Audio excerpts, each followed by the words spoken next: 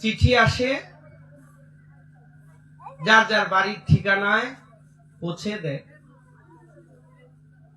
আমরাও এমন একজন পিয়ন হয়ে আজ আপনাদের মতো দয়াল সাধুগুরু বৈষ্ণবের চরণে এসেছি, ভগবানের এই অপ্রাকৃত নাম প্রেম বিলিয়ে দেওয়ার জন্য, গোসাই হওয়ার জন্য আসি নাই।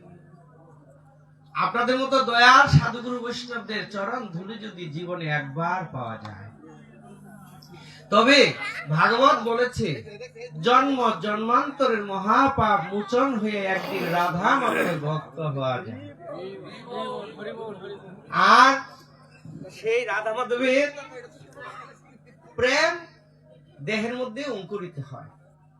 প্রেমের কারণে একদিন ভক্তি জাগে, আর এই ভক্তির কারণে জীবের একদিন মুক্তি লাভ হয়। তো যাক, আমরা যারা এখানে উপস্থিত হয়েছেন সকলেই একজন কোনো না কোনো একজন গুরুদেবের অনুসারী, গুরুদেবের চরণ আপনারা ধরেছেন।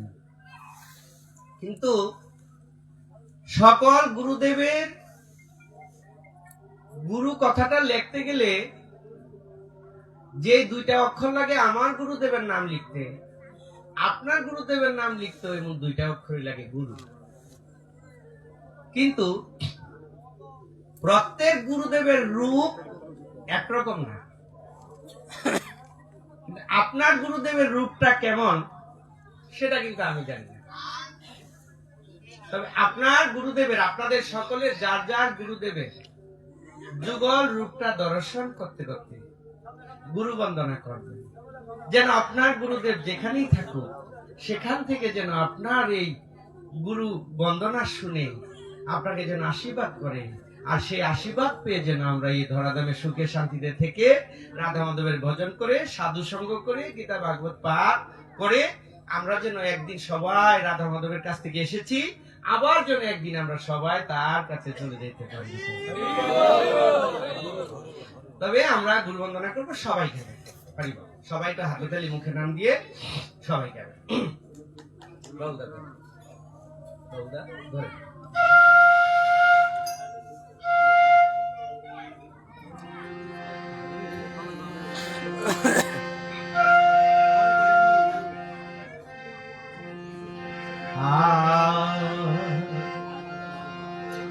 ওরে অখণ্ড মণ্ডলাকার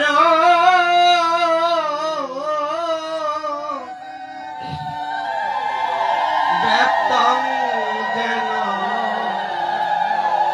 চরাচর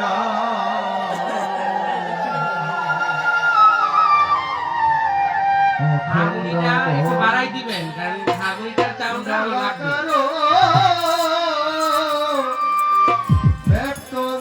সবাই গাবেন, হাততালি মুখে নাম আর গুরুদেবের রূপ দর্শন। ওরে তৎপদঙ্গ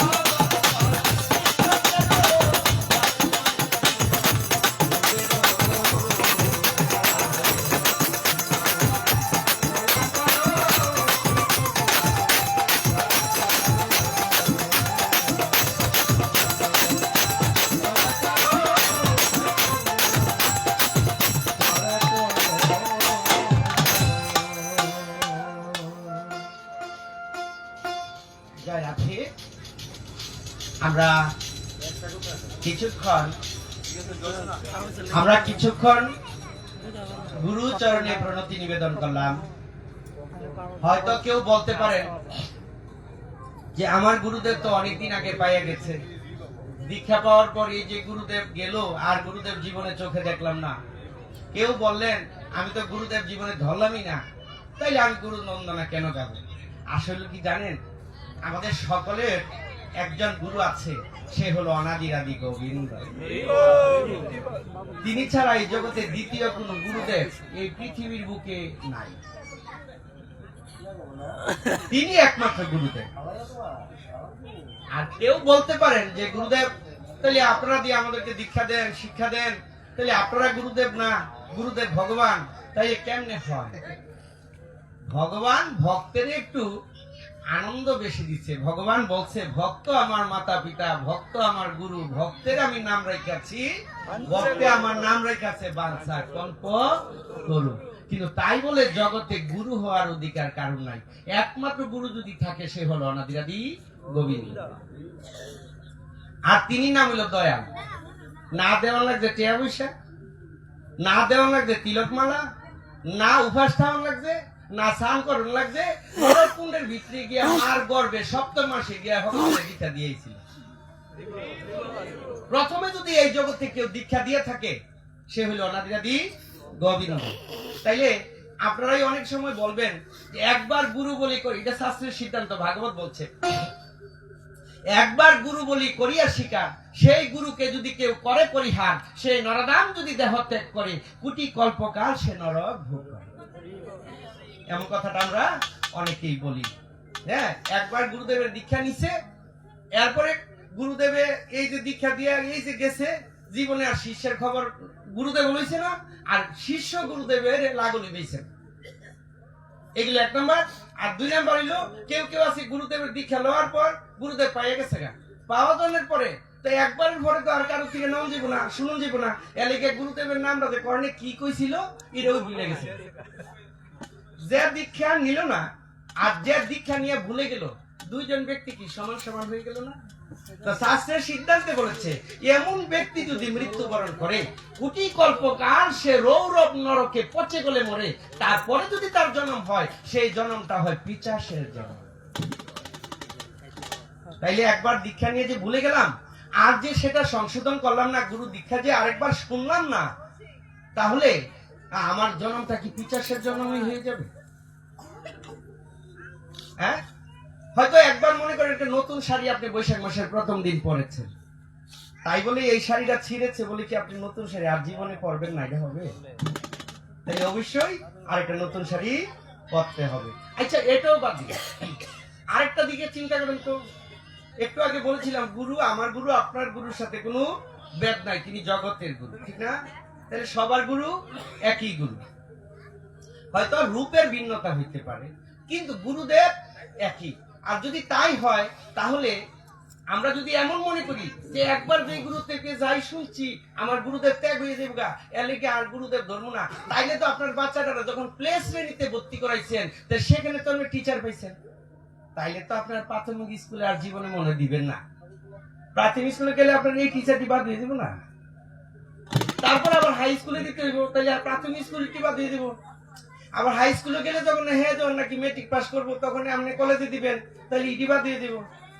আবার যখন সে ইউনিভার্সিটিতে উঠবো তখন ইডিবা দিয়ে দিব। তাহলে তো আর গুরুদেব প্লে শ্রেণীতেই আপনারা আমরা সারা জীবন থাকতে পারতাম, তাইলে কি আর উন্নতি ক্লাসে আর যাইতে পারতাম? তাইলে এত বুঝাই দিয়ে গেলাম যে এক গুরুদেব যদি আপনার গুরুদেব বেঁচে থাকে, ভালো থাকে, ভুলে গেছেন, ওনার থেকে আবার ঠিক করে নেন। আর যদি না থাকে তাই অবশ্যই আরেকজন গুরুচরণে আশ্রিত হয়ে আপনার জীবনকে আপনি কাজে লাগাইতে হবে।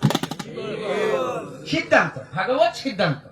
এমন বলে আমরা অনেকেই পড়ে আছি। আমার এই আসলে এমন জন থাকতে পারে নাম একবার শুনেছে, নামটাই ভুলে গেছে।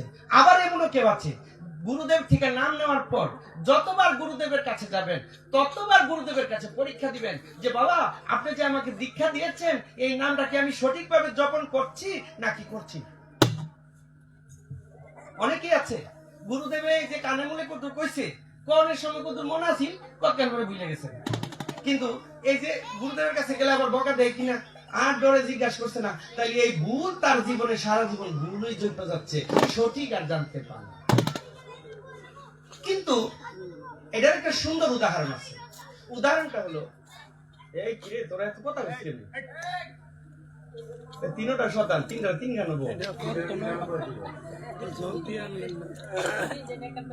দাদু ভাই তোমরা আমার কাছে আসো, দাদু এর কাছে আসো। তাইলে কি বললো? গুরুদেব কর্ণমূলে যেই নামটা দিছে, এই নামটা হলো আপনার ভবপারের সম্ভব। আপনি যদি বলেন এই হরে কৃষ্ণ মহামন্ত্র আপনার জীবনের সম্বল, পরশুদিন থেকে এখানে নাম কীর্তন হবে না, এটা ভুল সিদ্ধান্ত। যদি হরে কৃষ্ণ মহামন্ত্র আপনার জীবনের পারের সম্বল হইতো, তাইলে আমরা আবার দীক্ষা কেন নিব? কি প্রয়োজন ছিল? সত্যযুগে নারায়ণ কেন দীক্ষা নিল? ত্রেতাতে রাম কেন দীক্ষা নিল? দাপরে কৃষ্ণ কেন দীক্ষা নিল? আর কলিতে গৌরাঙ্গ কেন দীক্ষা নিল? তাদেরকে জিজ্ঞাসা করে আসি। জন্মের পরে থেকেই তো আমরা হরে কৃষ্ণ জয়রা দিদি জানি, কি জানেন না সবাই? তাইলে দীক্ষা নেবো কেন? দীক্ষা নেওয়ার কি প্রয়োজন? ভাগবত বলছে যে সারা জীবনে যদি কেউ হরে কৃষ্ণ নাম জপন করে, সে যদি গুরুচরণ আশ্রিত না হয়, তাহলে মৃত্যুর আগের দিন বা মৃত্যুর আগ মুহূর্তে তার দেহের সারা জীবনের জ্ঞান লুপ্ত হয়ে যাবে, আর মৃত্যুর সময় অদীক্ষিতের মতন হয়ে মৃত্যুবরণ করবে। এই জন্য সে নরকে যেতে হবে। এই জন্য গ্রন্থের সিদ্ধান্ত, আশ্রিত হইয়া যেজন কৃষ্ণ বোঝে, কৃষ্ণ ভজন করতে হবে, নাম হরে কৃষ্ণ মহামন্ত্র জপন করবেন। কখন? আগে আপনি কৃষ্ণ নামের দীক্ষা নিবেন, দীক্ষা নিয়ে তারপরে কৃষ্ণ ভজন করবেন। বলছে আশ্রিত হইয়া, গুরুচরণে আশ্রিত হইয়া যেজন কৃষ্ণ বোঝে, কৃষ্ণ তাহারে নাহি তেজে। যদি আগে গুরুচরণে আশ্রিত হইয়া কেউ কৃষ্ণ ভজন করে, কৃষ্ণ তাকে কোনোদিন ত্যাগ করতে পারবে না। আর গুরুচরণে আশ্রিত না হইয়া যদি কৃষ্ণ কৃষ্ণ করেন, তাহলে মৃত্যুর আগ মুহূর্তে কৃষ্ণ আপনাকে ছেড়ে দিবে, কারণ তোমার দেহ শুদ্ধ দেহ নয়। অশুদ্ধ দেহে কখনো কৃষ্ণ ভজন হয় না। অশুদ্ধ দেহে কখনো তার হাতের সেবা আমার গোবিন্দ নেয় না। অশুদ্ধ দেহে কখনো বাবা মার শ্রাদ্ধ হইতে তারে দ্বারা হইতে পারে না। যে ব্যক্তি দীক্ষিত না, যার গলায় তুলসীর মালা নাই, যার দাদর সঙ্গে তিলক নাই, তার হাতে যদি শ্রাদ্ধ করে, বাবা মাকে পিণ্ড দান করে, গয়াতে গিয়ে পিণ্ড দান করে, তবু তার হাতে এই পিণ্ড কোনোদিন তার পূর্বপুরুষ পাবে না। যারা মেয়ে ছেলে বিয়ে দিবেন, মেয়ে বিয়ে দিবেন, অদীক্ষিত হয়ে যদি আপনি মেয়ে বিয়ে দেন, তাহলে মনে রাখবেন আপনার এই মেয়েটা সারাটা জীবন দুঃখ ভোগ করবে, কোনোদিন সে সুখের লাগুন পাবে না। কেন? আপনি যে অদীক্ষিত হয়ে তার দান করছেন, আপনার দানটাই তো হয় নাই। এখন মেয়ে কই, বাবা আমার কার কাছে দিলে, আমি এত দুঃখ পাচ্ছি কেন? কিন্তু বাবাও জানে না কেন হচ্ছে, মেয়েও জানে না। আজাই কবিরাজ দেরে লই গা 2-3টা তাবিজ বাইন্দা দি, কটা ফু দিয়াই গা, লাল কাইতন একটা বাইন্দাই। আসলে তার মূল রহস্যটা কি এটাই জানি। তাইলে এই জন্য আমাদের কি করতে হবে? এই জন্য গুরুচরণে আগে আশ্রিত হয়ে তারপরে আমাদেরকে কৃষ্ণ ভজন করার অধিকার আছে। আর যদি আপনি কৃষ্ণ ভজন আগের থেকে করেন, ভালো, এটা হলো অভ্যাস। শ্রীমদ ভগবত গীতা 18টা অধ্যায় দেওয়া আছে। কয়টা অধ্যায়? একটা অধ্যায়ের নাম হলো অভ্যাস যুগ, 6ষ্ঠ অধ্যায় আছে না? 6ষ্ঠ অধ্যায় অভ্যাস যুগ। ভগবান বলছে আগে থেকে অভ্যাস করো, এটা ভালো। আগে তিলকদারি হও, মালা দেও গলায়, তুলসীর মালা, নামের মালা জপন করো, একাদশী করো, গীতা ভাগবত পাঠ করো, কিন্তু সাধু সঙ্গে যাও। যেতে যেতে একদিন যদি কোনো তত্ত্বগুরুর সন্ধান পাও, ভাগবত বলছে ব্রহ্মাণ্ড ভ্রমিতে ভ্রমিতে কোন ভাগ্যবান জীব গুরু কৃষ্ণ প্রসাদে পায় ভক্তিলতা বীজ। যদি কোনো গুরুদেবের শ্রীমুখে এই ভাগবতের তত্ত্বকথা শুনতে পারো, আর যদি তার হৃদয়ঙ্গম করো, দেখবে তোমার জীবনের অন্ধকার মুছে গিয়ে তুমি গুরু কৃপা পেয়ে যাবে।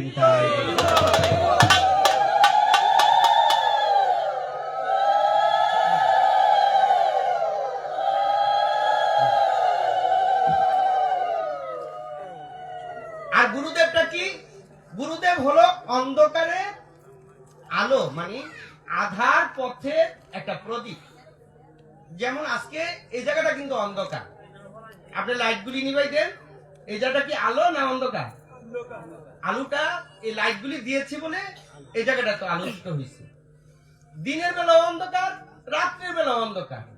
তো দিনের বেলা আমরা আলো পাই থেকে, সূর্যদেব আলো দেয় বলে আমরা মনে করি দিনটা এত দিন। যদি সূর্য না উঠতো তাহলে তো দিনের বেলায় রাত্র। আবার রাত্রিবেলা চন্দ্র যদি না উঠে তবু কিন্তু অন্ধকার। চন্দ্র উঠে বলে তাহলে রাত্রিবেলাটা আলো হয়। তাই আমাদের দেহকাণ্ডটাও তো অন্ধকার। এই দুইটা চোখও আমাদের অন্ধ চক্ষু। আবার অনেকেই কইতাছে গুসাই, এই যে গুসাই এই দিয়ালি কি গুসাই দেখতাম পারি না, গুসাই আমরা বলি সো দেই না। পারি বল কি গো, আমরা সো দেন না আমরা দেন নি সবাই দেখেন, তাহলে আপনারা অন্ধ হইলেন কেমনে? পারি বল তাহলে বাতি নিবাই দেই। আমরা তো চোখ আছে, চোখে তো দেখতে পান কার শরীরের কোন কালারের কাপড়টা ভিন্দাইছে কইতে পারবেন নি কেউ। তাহলে চোখ দিয়ে আছে, তাহলে কেমনে কইতে পারতেন না কেন? তাহলে ওই দেখছেন নি আমাদের অন্ধ চক্ষু। বুঝা গেল? তাহলে অন্ধ চক্ষু নিয়ে ভবে এসেছি। এই লাইটটা পাইলে যেমন আলু দেখি, সবাইকে দেখি, এমনি করে আমার জীবনটা দেহটাও অন্ধকার।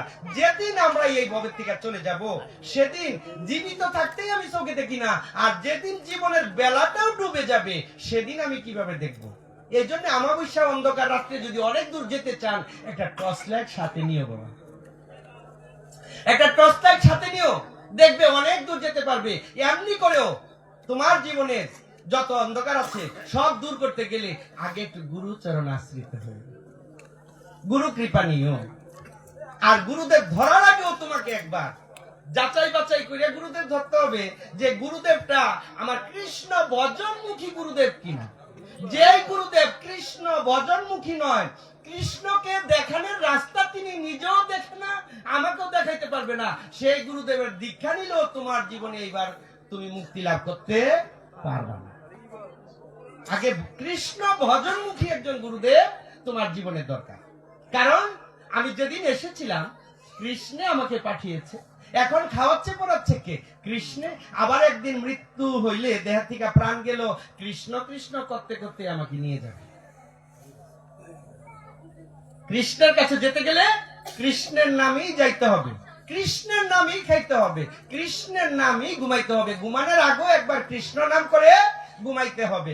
কারণ এই জগতে কথাটা প্রচার আছে, সবাই জানে, যদি ঘুম ভাঙে দেখবে সকাল, আর যদি ঘুম না ভাঙে দেখবে তুমি পরকাল। কাউরে চিনো না। তাহলে ঘুম ভাঙার আগে, ঘুমানোর আগে আমার যদি ঘুম না ভাঙে, আরে বল, এমন অনেকেই আছে, আপনাদের গ্রামে আছে কিনা জানি না, রাত্রে ঘুমাইছে, সকালবেলা বৌমায় ধাক্কা ধাক্কা মরে দি তত্ত্ব হয়ে গেছে, আর দিল বল, এমন অনেকে আছে। তাইলে এই ব্যক্তি যদি ঘুমানোর সময় যদি গোবিন্দকে না ডেকে থাকে, তাইলে তো সে গোবিন্দের নাম কেউ আর কর্ণমূলে দেওয়ার সময়টা পেল না, গঙ্গার জল তুলসী পাতা মুখে দেওয়ার সময় আর হলো না। তাইলে আগের থেকেই আমার জীবনের সম্পদ, নিজের সম্পদ নিজে বেঁধে নিয়ে যাইতে হবে। হরিবল, যার যার জীবনের বেলা যাওয়ার আগে যার যার সম্পদ পেতে গুছাইয়া যাবেন। কারণ আপনি মরলে পরে আপনার শ্রাদ্ধ বাসরিতে একটা দুধাইল গরু আর লেঙ্গুরের বাছুর একটা গইরা এবারে মন্ত্র কইব, আর আপনি বৈতরণী ভার হইয়া ববন্তি ভার হয়ে দেবেন গা, এমন কথা কোনো গ্রন্থে লেখা নাই। কি করবেন? শ্রাদ্ধ বাসরি অবশ্যই করবেন। শ্রাদ্ধ করলে কি হয়? প্রেত লোকের থেকে আপনি পূর্ণ লোকে যেতে পারবেন, কিন্তু মুক্তি লাভ করবেন এমন কথা কোনো জায়গায় লেখা নাই। মুক্তি লাভ করতে গেলে আপনার মুক্তির জন্য আপনি রাধা মাধবের ভজন করে যেতে হবে। আর এই রাধা মাধব হলো আমার জীবনের, আপনার জীবনের, সকলের জীবনের পরম সম্পদ। তার নাম হলো পরম ঈশ্বর। ঈশ্বর কিন্তু অনেকে নাম লিখতে পারে, কিন্তু পরম ঈশ্বর এই জগতে কেউ লিখতে পারবে না, একমাত্র অনাদিরাদি গোবিন্দ। তার নাম হলো পরম ঈশ্বর। আর এই কথাটা কোথায় লেখা আছে? ব্রহ্ম সংহিতা গ্রন্থে ভগবান শ্রী ব্রহ্মা নিজে বলছে, ঈশ্বর পরম কৃষ্ণ সচ্চিদানন্দ বিগ্রহ অনাদিরাদি গোবিন্দ, তিনি সর্বকারণের কারণ। ব্রহ্মা নিজে বলছে। আর আমার আপনার গুরুদেবটা হলো সে কে? সে হলো আমাদের একটা প্রজ্বলিত, গীত দ্বারা প্রজ্বলিত একটা প্রদীপ। শ্রীমদ ভগবত গীতা আর হলো আপনার গুরুদেব, এই দুইজন হলো, গীতা যেমন পৃথিবীর অন্ধকার দূর করতে পারে, একজন গুরুদেব গীতা ভাগবতের আলোচনা শিষ্যকে দিয়া শিষ্যকে যদি তৈরি করতে পারে, আর ওই শিষ্য যদি গুরুদেবের এই প্রেম কথা ভাগবতীয় কথা যদি হৃদয়ঙ্গম করে, সেই পথে যদি চলে, তাহলে একজন একটা প্রদীপ যেমন অন্ধকার দূর করতে পারে, একজন গুরুদেব বিশ্বের জীবনের সকলের অন্ধকার দূর করে দিবে।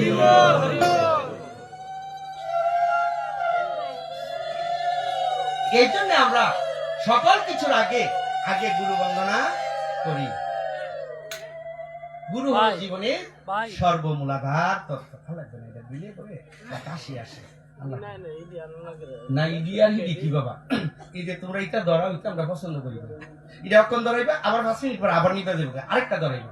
এমন একটা আগরবাতি থাকলে ধরাও, যেটা জীবন আর নিব না, তাহলে এমন একটা ধরাই দিয়ে দাও আমার নাই। একটা আগরবাতি একটা মোমবাতি ধরাই দাও। আর এই আগরবাতি মোমবাতি আমাদের সনাতন ধর্মে শুদ্ধ নয়, এটা 100% অশুদ্ধ। কেন? যার আগরবাতি বানায় তার কাছে গিয়ে দেখেন, ভগতের বাড়ির বাতের মার, শ্মশানের আংরা ইটা নিয়ে কুইটা তারপরে আগরবাতি বানায়। যারে দিয়া বুথ চালাইবেন, হ্যাঁ ওই বুথে ধরে রাখছে, আমি কি বুথ চালাইবেন? হ্যাঁ হরিবল। তাইলে আমাদের সনাতন ধর্মের শুদ্ধ জিনিস হইল একটা গীত দ্বারা একটা প্রদীপ, আর হইল ধূপ, ধূপ প্রদীপ, এই দুটা হইলো শুদ্ধ জিনিস। হরিবল। হ্যাঁ বলে আগে দি দুধ আগে দি আগরবাতি মোমবাতি দিলে দি বুধ দূরে গেছে, আর ওখানে বুধ কাছে একেরে, কারণ তো শ্মশানের রাংরা আর বাতের মারি সবটির মধ্যে অসুচি, এলিকে বুধ আরো দায়িত্ব ধরে। হরিবল।